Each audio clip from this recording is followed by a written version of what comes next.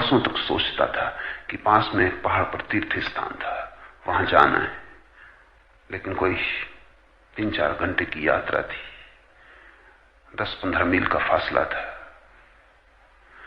वर्षों तक सोचता रहा, पास ही था, नीचे घाटी में रहता था, हजारों यात्री वहां से गुजरते थे, लेकिन वो सोचता था पास ही तो हूं, कभी भी चला जाऊंगा।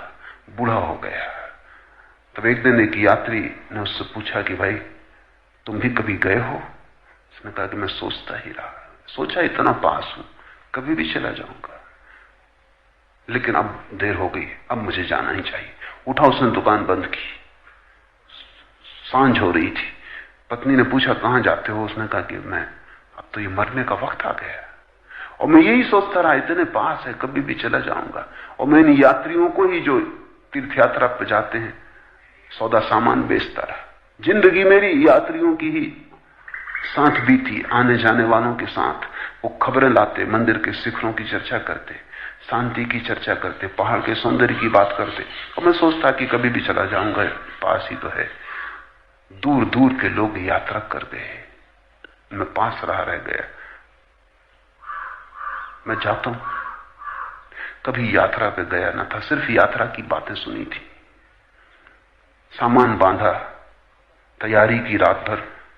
पता था कि 3 बजे रात निकल जाना चाहिए ताकि सुबह सुबह ठंडे ठंडे पहुंच जाए।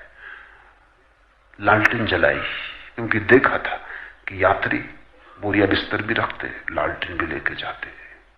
लालटेन लेके गांव के बाहर पहुंचा, तब उसे एक बात ख्याल आई कि लालटेन का प्रकाश तो 4 कदम से ज्यादा पड़ता नहीं।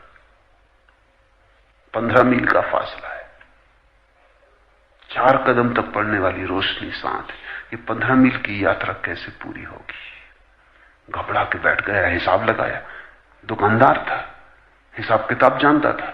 4 कदम पड़ती है रोशनी, 15 मील का फासला है, इतनी सी रोशनी से कहीं जाना हो सकता है।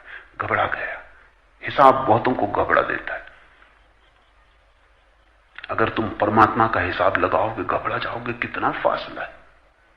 कहां तुम, कहां परमात्मा, कहां तुम, कहां मोक्ष, कहां तुम्हारा कारागृह और कहां मुक्ति का आकाश बहुत दूर है। तुम घबरा जाओगे, पैर कब जाएंगे, बैठ जाओगे, आश्वासन खो जाएगा, भरोसा टूट जाएगा। पहुंच सकते हो, ये बात ही मन में समाएगी ना। उसके पैर डगमगा गए, वो बैठ गया। कभी गया ना था, कभी चला ना था, यात्रा न की थी, सिर्फ लोगों को देखा था आते जाते, तो उनकी नकल कर रहा था। तो लालटेन भी ले आया, सामान भी ले आया था। कहते हैं पास से फिर एक यात्री गुजरा, उसने पूछा कि तुम यहां क्या कर रहे हो?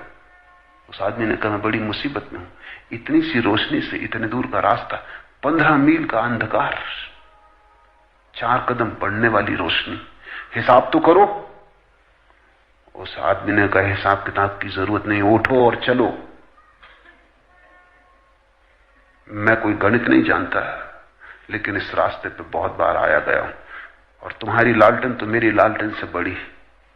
तो मेरी लालटेन देखो, वो बहुत छोटी सी लालटेन लिए हुए था, जिससे 1 कदम मुश्किल से रोशनी पड़ती थी।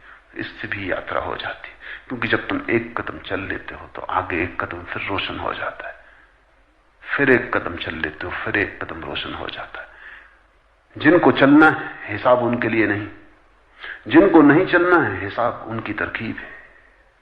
जिनको चलना है वो चल पड़ते हैं, छोटी सी रोशनी पहुंचा देती। जिनको नहीं चलना है वो बड़े अंधकार का हिसाब लगाते, वो अंधकार घबरा देता है, पैर डगमगा जाते।